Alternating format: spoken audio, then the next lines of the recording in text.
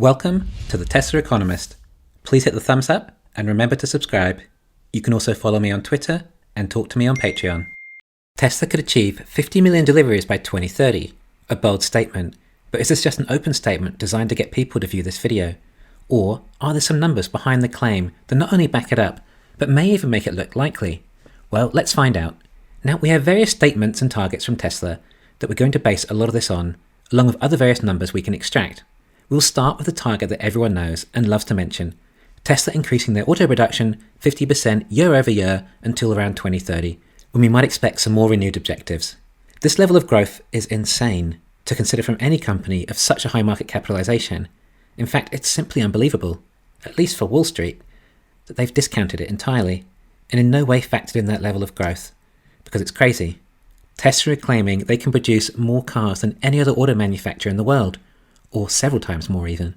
Therefore, once the 4680 battery line is complete, then we'll need to keep our eyes on just how Tesla intend on growing at such an impressive rate.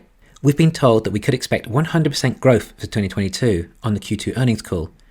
I say could, as in there is a good possibility, and given what Shanghai and Fremont are doing, it actually wouldn't require much ramping up from the new factories.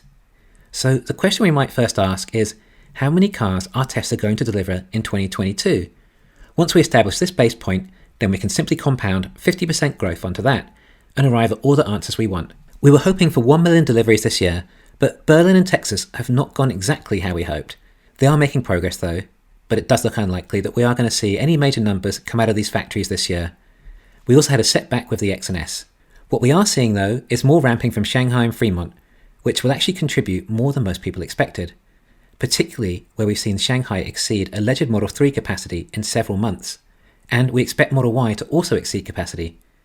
They're possibly battery constrained with 2170s, but if that was a factor halting growth, it should have now been rectified with the standard range Model Y coming out in Shanghai using LFP batteries. There are various reasons Tesla could have launched the standard range Model Y. Sourcing LFP batteries due to limited 2170 supply, going with rear-wheel drive, thus requiring just one motor instead of two, as Tesla are motor constrained currently, and if supply is dwindling for the long-range and performance model in China, then the lower-cost standard range model should help with that. I don't believe Tesla have battery constraint issues with LFP due to CATL manufacturing such high quantities, which is why it's another good reason for Tesla to move over to LFP batteries where they can. Anyway, 900,000 still looks possible for 2021, but we continually hear Texas and Berlin likely have at least a capacity of 1 million units a year each. Shanghai and Fremont combined are only about that. In other words, we go from 1 million capacity to an initial 2 million, or 3 times capacity. 3 times? This really is what you should be hearing from the media. It's huge. And Tesla don't have a PR department trying to spin things to help the stock price. It's not part of the Tesla ethos. And it's not the way the interest of the company is motivated. Besides, Tesla has Elon on Twitter for PR, and a ton of YouTubers, bloggers, and avid fans to explain to everyone what's really going on in Tesla. Of course, it's highly probable the new factories each have 2 million capacity too. Therefore, at the start of 2022, Tesla should have a capacity of at least 3 million vehicles a year. Obviously, that in no way means that's how many vehicles will be produced. When it comes to it, the 2021 numbers are not really that much help here. It's more about calculating what Tesla can achieve in 2022 from ramping up their new factories.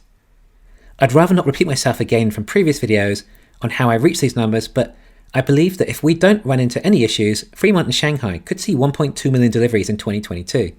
So, like I said, the rest of the numbers are all going to be based on the level Texas and Berlin can ramp up in 2022. Now, Texas makes this particularly hard with the Cybertruck. We can only speculate as to the many manufacturing issues we might run into with this vehicle. Be prepared for delays and issues due to it being such a unique engineering feat. Basically, at this stage, I'm not banking on a huge number of Cybertruck deliveries for 2022. So it will be more about the Model Y. And we've seen Tesla's rate of ramping up the Model Y recently in Shanghai. It's also been good experience for Tesla, but there are new manufacturing techniques and other unique features of these factories which could create issues, but should eventually improve the process.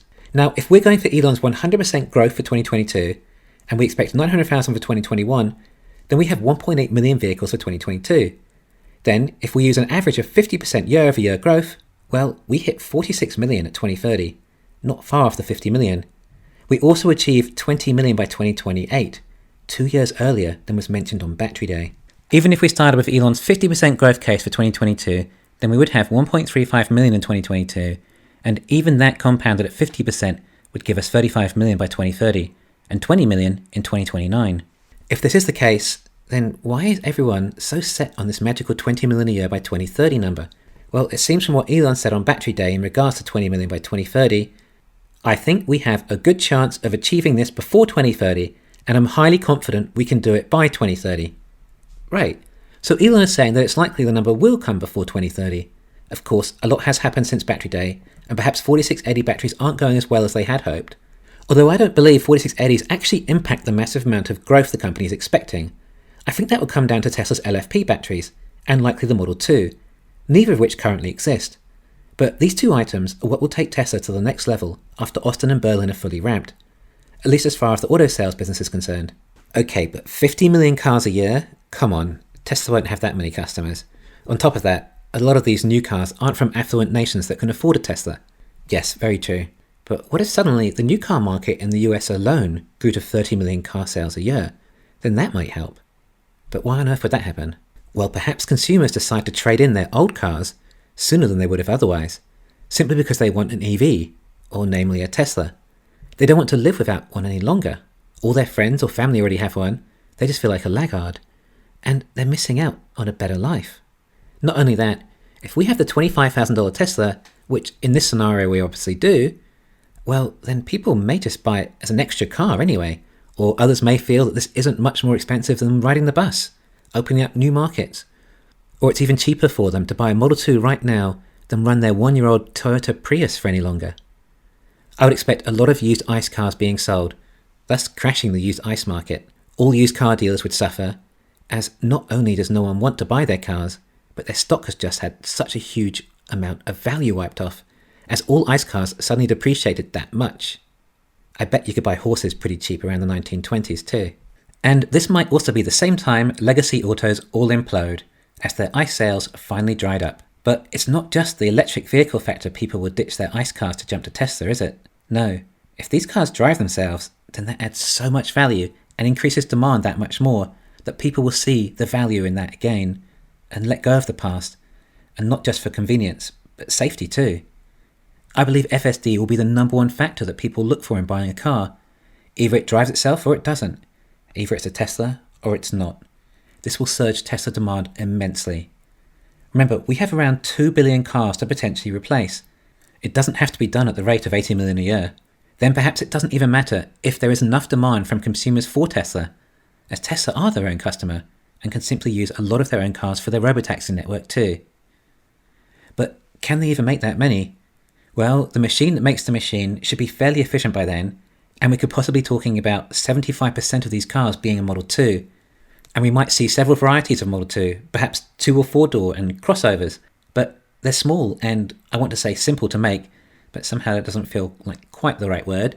Perhaps efficient to manufacture? Anyway, the production process will be improved to levels we can only really imagine at this stage. Not to mention Elon telling us he can improve production speed 10 to 100 times still.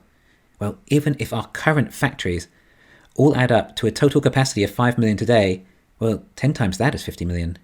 Then what else have we been told? Shortly after Battery Day, Cathie Wood tweeted, EV sales will scale nearly 20-fold from roughly 1.8 million last year to 35 million, 40% of total global auto sales, during the next 5 to 6 years, implying her analysts think that by 2025 to 2026, there'll be 35 million EV sales. Even if Tesla had just 1/4 of that share, then that's 10 million vehicles, which in my spreadsheet has 10 million vehicles for Tesla in 2026 to 2027, if we started with a 1.8 million base for 2022, implying my predictions are lower than this. But it doesn't stop there, as Elon replied to Cathie Wood's tweet, saying, 7 years for sure to 30 million plus new fully electric vehicles per year, 6 years maybe. 5 years is possible, but unlikely. An extra year makes a giant difference when it comes to exponentials, which is basically Elon agreeing with Cathie Wood, but saying it could potentially be as long as 2027, but as early as 2025. So there we go, that's how I think it's possible for Tesla to possibly hit 50 million vehicles a year by 2030. Thanks for listening, please hit the thumbs up and subscribe. You can follow me on Twitter and talk to me on Patreon.